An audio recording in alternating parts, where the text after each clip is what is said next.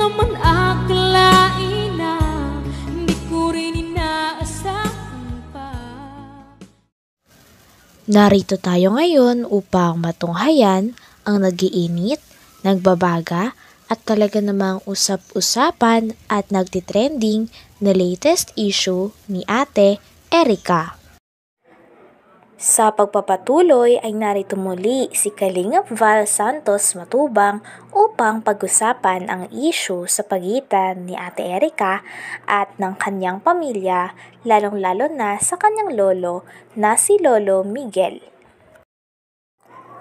Sa pagpapatuloy ay may pinapakinggan nga si Kalingap Val na reaction video at video tungkol din kay Ate Erica at sa kapatid niya na si Sheila May.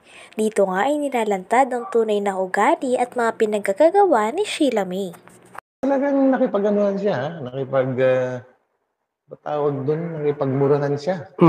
Kay admin. Makapagmurahan. Iyan, Tunyaro Torres. So, tingnan natin guys, basahin natin. Ang sabi ni ate, bakit? Humingi ba ako sa'yo? Ako ba ang kusa na sumali sa GC na ito?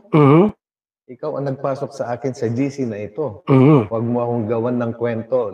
Leche ka. Yun, nagmurahan na. Yan mo ang sabi ni May.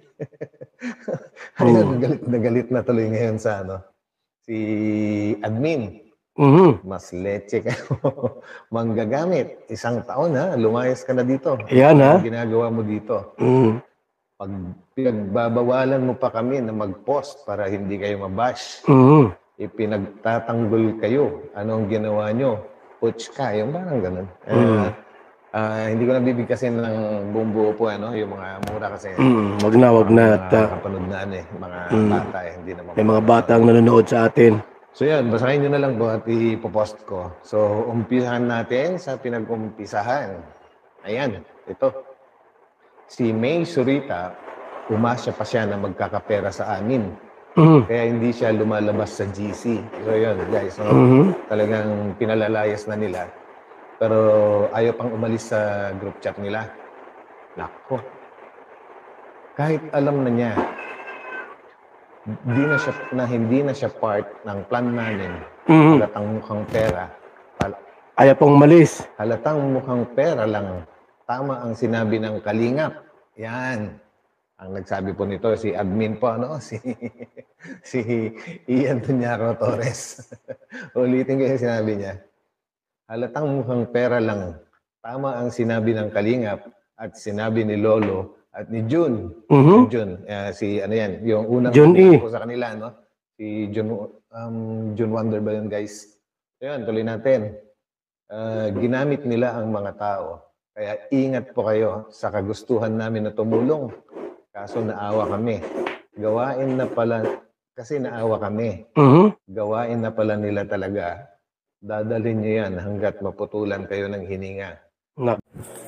Dito nga ay naikwento din na pasalamat nga daw talaga si Sheila May at si Ate Erica na hindi daw sila napagsalitaan ng Kalingap, lalong-lalo na ni Kalingap Prab noong mga panahon na umalis sila sa Kalingap at niloko nila ang Kalingap.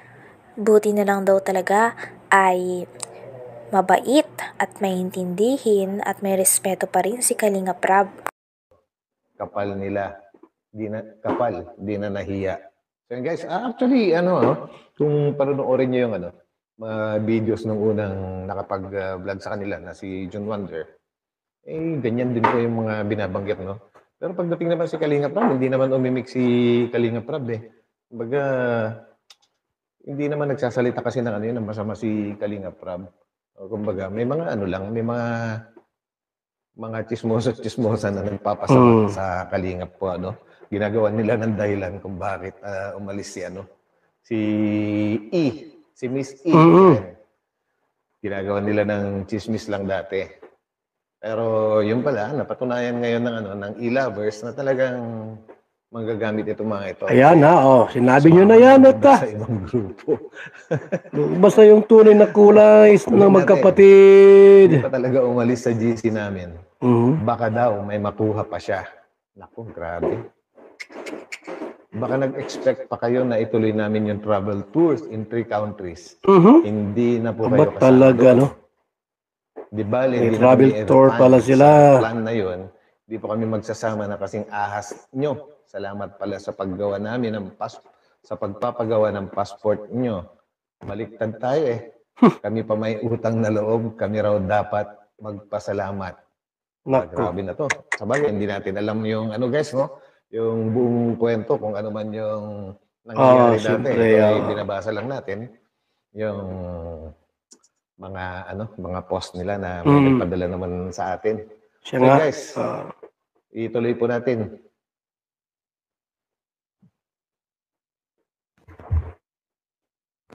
Ayan. At tawa ng tawa si Ian. Ako pa ang ileche mo. Nakatikim ka ng fruits sa akin. Lumabas din ang ugali mo. Ayan. Yan na. Si May. Away na po sila, no? Sila na may kasalanan, sila pa ang matapang. Ano pa nga ba? Palalabasin natin ang ugali niya. Talagang ganyan siya magsalita. Tapos sa bandang huli, nagpapabiktim na siya. Talaga. Natatawa talaga ako guys kasi matindi yung yung pagmamalasakit na. Ang issue nga na ito ay na-involve talaga si Ate Erica at ang kanyang kapatid na si Sheila May dahil sa mga ginawa nila at pagkalimot nila sa kanilang pamilya, lalong-lalo na sa lolo at lola nila na nagpalaki sa kanila. Ngunit isa pa sa nadawit din sa issue na ito ay ang sarili nilang nanay. Talagang may kinalaman din pala ang mama nila Ate Erica at ni Sheila May sa mga desisyon at pinagkagagawa nila sa buhay nila. Sinabi nga ni Lolo Miguel nakaraan na konsentidor daw ang mama nila. Pues na. Yung magkapatid talaga yung Salarin. masama. Yan na. Guys, tuloy natin. What you see is what you get. Tawa na lang ang ibang admin na nagbabasa. Defensive kung di lang nagka-leche-leche, walang boot. Tapos, ang plano, sige, marami akong ebidensya sa pagka walang hiya nyo, mag-ina. Bakit mag-ina? Di ba magkapatid yun? Siguro ang binabanggit dito is, di ba kasama nga pala nila ang nanay nila, no? Na lumayas kina lolo. Kasama yun sa bahay nila. Kasabwat din pala yung kasabwat din pala yung nanay nila. Kasabwat din po yan. At naka-block na. Ayan, kumbaga, hindi na natin ma-open yung Seymour kasi screenshot lang po ito. No? Siguro ang ibig sabihin ni Ian dito, Ian Tunyaro Torres, ay blinak na sila. Blinak na sila ng magkapatid. Kaya, ayan na. Wala na. Grabe mga, grabe yung mga pangyayari. Grabe talaga. Sabi naman ulit ni Miss Ian, no? Ngayon, naniniwala na ako sa lolo nila at sa Kalinga. Ayun, ha? Kasi aim nilang tumulong, tapos tinalikuran sila ni Erica. Siya nga. At sa lolo at tita niya, hindi nagsisinungaling kasi sila ang mas nakakakilala sa Yun. Totoo naman yun. Siyempre, doon sila lumaki sa... Ibig sabihin po, nila, no? lahat ng sinabi ni Lolo Miguel, nila, totoo. Sa Totoo lahat. Siyempre, kilala nila yan. At kung ano man yung mga lumalabas sa bibig ni na Lolo, totoo yun. Totoo yun, oo. Alangan nawang gawan nila ng Kwento. masamang kwento yung mga apo nila yung mga yan eh. Tama. Saka ang kinasasama kasi ng loob ni Lolo dati is yung hindi man lang sila dumalo sa hospital, no? Nung hospital ngayong lola nila, bagkos. Nung pag-uwi ng lolo nila sa bahay na yon, hindi niya ina-expect na wala na yung dalawang apon niya na yon, lumayas na. Dala-dala lahat mga gamit. Hindi man lang nagpaalam. Pakabuting mga apo talaga, Grabe.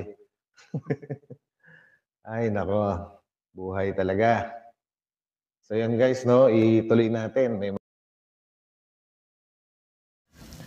Hanggang dito na lamang muna ang ating nag-iinit, nagbabaga, pinag-uusapan at talaga namang nagtitrending na latest issue ni Ate Erica. Maraming salamat sa inyong panunood. Hanggang sa muli. Bye!